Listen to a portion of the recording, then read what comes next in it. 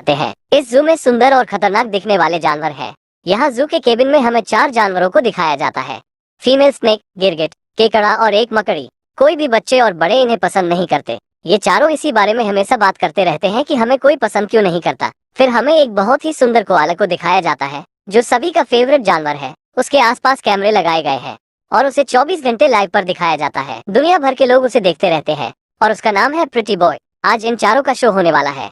Female snake का आज show का पहला दिन है जो काफी एक्साइटेड रहती है। शो का इंचार्ज केबिन में इनकी तारीफ करता है, लेकिन जब उन्हें ऑडियंस के सामने लाया जाता है तो उन्हें दुनिया का सबसे जहरीला और खतरनाक बताया जाता है, जिससे बच्चे और बड़े भी उनसे डरने लगते हैं और यह काफी उदास हो जाती है। फिर केबिन में हमें एक मादा मगरमच्छ को दिखाया जाता है जो फीमेल स्नेक को समझाते हुए कहती है कि माना कि हम इंसानों को कोई नुकसान नहीं पहुंचाना चाहते, लेकिन हम इंसानों के लिए खतरनाक ही है। लेकिन वो उदास ही रहती है। उसके बाकी दोस्त कहते हैं भले से हम खतरनाक हैं, लेकिन हमारे अंदर और भी खूबियां हैं जो बाकी जानवरों में नहीं, और तुम तो सबसे खूबसूरत हो और तुम्हारी आवाज भी। सब उसे गाना सुनाने को कहते हैं। मैरी उन्हें वही गाना सुनाती है जो बचपन में उसकी माँ उसे सुनाती थी। उसके बाद सब अपने अपने घर के बारे में बताते हैं। अगले दिन शो में फिर से उन सभी को दिखाया जाता है, लेकिन इस बार लोग उन पर गलत बर्ताव करते हैं।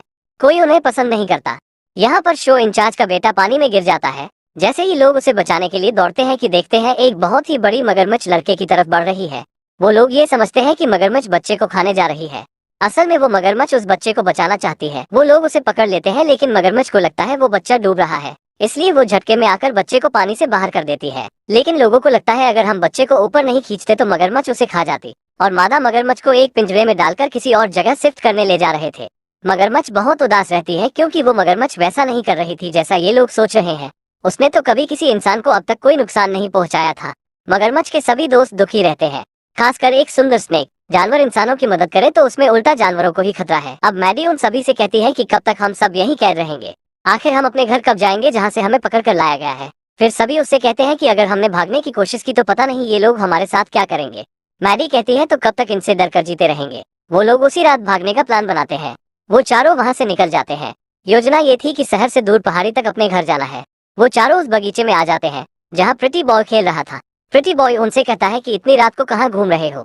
स्नेक कहती है कि हम सब यहाँ से निकल रहे हैं। प्रिटी बॉय स्नेक को कहता है कि तुम तो इतनी सुंदर हो, कहीं भी जाओगी और ये तुम्हें पकड़कर फिर से यहीं लाएंगे।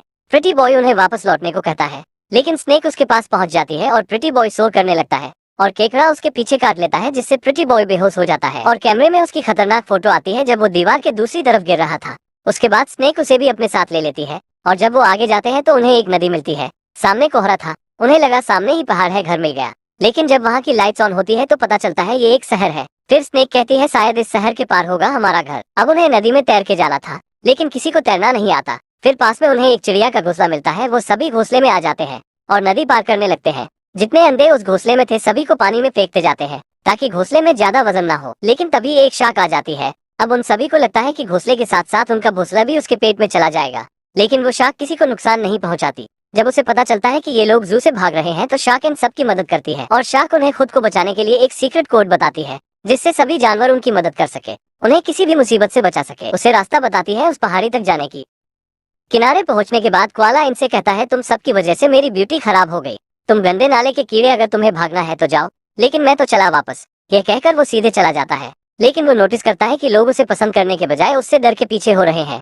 तभी वो सामने एक पोस्टर देखता है जिसमें वो चारों की तस्वीर थी और कोआला की भी, जिसमें लिखा था इन खतरनाक जानवरों को कहीं भी देखो तो जू में सूचित करो और इनसे दूर रहो। कोआला को उसमें इसलिए खतरनाक बताया जाता है शायद उसे सांप ने डस लिया और वो भी उनके जैसा खतरनाक और जहरीला हो चुका है। वो भागते हुए उन चारों के पास आता है, लेकिन उन्हें चारों तरफ से घेर लिया जाता है जिसमें पुलिस भी थी। उनका वीडियो बनाते हैं और उनके ऊपर एक कपड़ा डाल देते हैं और तभी स्नेक को शार्क का सीक्रेट कोड याद आता है। पब्लिक उन पर कपड़े डालकर बल भर के पीटती है और कपड़े को हटाया जाता है तो वहाँ कुछ नहीं होता। वो सब नीचे गटर में थे और वहीं कुछ मकड़ियाँ आ जाती हैं उनकी मदद करने। गटर से बाहर आते हैं तो शो इंचार्ज का बेटा देख लेता है और वो सब एक औरत के सर पर आ जाते हैं और ऐसे शो करते हैं जैसे उस औरत ने कैप पहन रखी हो और उन्हें कोई पहचान नहीं पाता।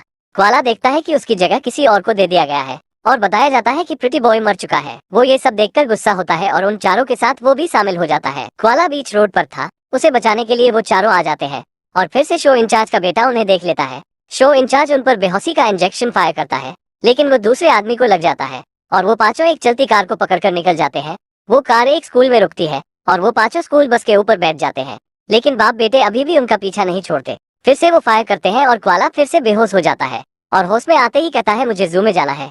इतना सुनते ही केकड़ा उसे फिर से काटकर बेहोश कर देता है और वो बस के अंदर आ चुके हैं। शो इंचार्ज वो बस रोकवा कर उन्हें ढूंढने लगता है, लेकिन एक लड़की उन सभी को अपने बैग में छिपा लेती है और मौका देखते ही वो उन्हें आजाद कर देती है। और पहली बार स्नेक को एक लड़की पसंद आती है, क्योंकि वो स्नेक से बिना डरे उन सभी को मुसीबतों से बचाई और पहली इंसान ने उसकी मदद की और उसे अपने स्टाइल में अलविदा कहकर बस से उतर जाती है। वो पांचों नीचे होते हैं और शो इंचार्ज और उसका बेटा भी नीचे पहुंच जाते हैं। स्नेक को पकड़कर वो इंजेक्शन देने ही वाले थे कि क्वाला वो कोड चिल्लाते हुए बोल देता है और उन्हें बचाने के लिए 3 बंदर आ जाते हैं और शो इंचार्ज को खूब पीटते हैं और वहाँ से दोनों बाप बेटे भाग जाते हैं। फिर वो बंदर उन्हें एक गुफा के पास ले जाते हैं और कहते हैं ये चमगादड़ तुम्हें आगे का रास्ता बताएंगे। चमगादड़ उन्हें आगे का रास्ता दिखाते हुए बता देते हैं और अब उन्हें घर जाने का रास्ता मिल जाता है। सफर में रात और दिन भी हो जाता है। वो एक जंगल में पहुंचते हैं जहाँ और भी क्वाला रहते हैं। प्रिटी बॉय उन क्वाला के साथ शामिल हो जाता है जैसे उसे उसका घर मिल गया हो। फिर यह आगे निकल जाते हैं। उधर शो इंचार्ज उन जानवरों को पकड़ने का ऑफर देते हुए मदद मांगता है शिकारियों से। सभी उन पांचों को पकड़ने के लिए चल देते हैं। वो उस पहाड़ तक पहुंच जाते हैं जहां से उन्हें ले जाया गया था और वो अपनी फैमिली के पास जाने की सोच ही रहे थे कि शो इंचार्ज उन्हें फिर से पकड़ लेता है और शीशे के डब्बे में रखकर अपने साथियों से कहता है हमारा सफर खत्म हुआ, चलो घर चले। और स्नेक बहुत उदास हो जाती है। शो इंचार्ज का बेटा ये सब देख रहा था और इंसानियत दिखाते हुए उन्हें गाड़ी से नीचे फेंक देता है। स्नेक और क्वाला आजाद हो चुके थे, लेकिन उसके बाकी दोस्त कैद में थे। स्नेक अपने दोस्तों को बचाने के लिए बाकी जानवरों से मदद मांगती है और क्वाला भी वहाँ आकर कहता है मेरी फैमिली ने मुझे लात मारकर भगा दिया क्योंकि उन्हें लगता है मैं उन जैसा नहीं रहा, लेकिन मेरी अब एक अलग फैमिली है और वो सब मुसीबत में है। लेकिन वहाँ उनकी कोई मदद नहीं करता और ये दोनों उन्हें बचाने के लिए निकल जाते हैं। उन्हें एक फायर डिपार्टमेंट की गाड़ी मिलती है और वो दोनों उसे लेकर अपने दोस्तों के पास पहुँच जाते हैं। सीढ़ी के जरिए स्नेक उन्हें बचाने जाती है, लेकिन शो इंचार्ज स्नेक पर उसी इंजेक्शन से फायर करने लगता है। केकड़ा जोर से चिल्लाता है तो वो ग्लास टूट जाता है और स्नेक के साथ वो सभी एक बाइक पर आ जाते हैं। शो इंचार्ज का बेटा ये सब करने से मना करता है, लेकिन शो इंचार्ज उसकी एक भी नहीं सुनता और मिसाइल छोड़ता है और वहाँ के सभी जानवर एक साथ होकर उन शिकारियों पर हमला कर देते हैं, क्योंकि वो सब एक परिवार है। उन्हें बचाने के लिए अपनी जान देकर नहीं बल्कि मजे लेकर लड़ते हैं। एक बड़ा पत्थर उनकी गाड़ी पर गिरने ही वाला होता है कि उनके बीच सीढ़ी आ जाती है। शो इंचार्ज जल्दी से फायर ब्रिगेड की गाड़ी में आकर ब्रेक मारता है क्योंकि सामने खाई थी और एक बड़ा पत्थर उस ट्रक में लगता है और ट्रक खाई में गिर जाता है, लेकिन उसकी सीढ़ी बच जाती है जिससे शो इंचार्ज का बेटा खाई की तरफ लटका हुआ होता है। अगर शो इंचार्ज अपनी जगह से हटा तो उसका बेटा खाई में गिर जाएगा। सीढ़ी भी नीचे की ओर खिसकती रहती है और जल्द उसे बचाया ना गया तो वो नीचे गिर जाएगा। स्नेक अपने दांत निकालती है और शो इंचार्ज के हाथ पर काटती है। उसका बेटा घबरा जाता है कि ये सांप उसके पिता को काट रही है, लेकिन ऐसा नहीं होता क्योंकि वो हाथ पर लगे ट्रैप पर अपने दांत को धंसाती है और अपनी दुम उसके बेटे तक पहुंचाती है ताकि शो इंचार्ज अपने बेटे को उसके जरिए ऊपर खींच सके। और बिल्कुल वैसा ही होता है। वो सभी ऊपर आ जाते हैं और शो इंचार्ज खुश होकर उन सभी को अपने सीने से लगा लेता है और उसे समझ आता है कि इस मासूम जानवरों के साथ उसने बिल्कुल भी अच्छा नहीं किया। ये तो बस अपने घर जा रहे थे, अपने परिवार के पास, जैसे मेरा बेटा मेरा परिवार है। और उस पहाड़ी पर उन पांचों का स्वागत किया जाता है और उन्हें वहीं वो मादा मगरमच्छ मिलती है जिसे जू से निकाल दिया गया था। वो उन सभी को छोड़कर अपने बेटे के साथ चला जाता है और ये सब एक परिवार की तरह रहने लगते हैं और यहीं पर ये मूवी खत्म हो जाती है। अगर आप एक लाइक कर देंगे तो हम और भी ऐसी वीडियोस लाएंगे और सब्सक्राइब करना मत भूलना।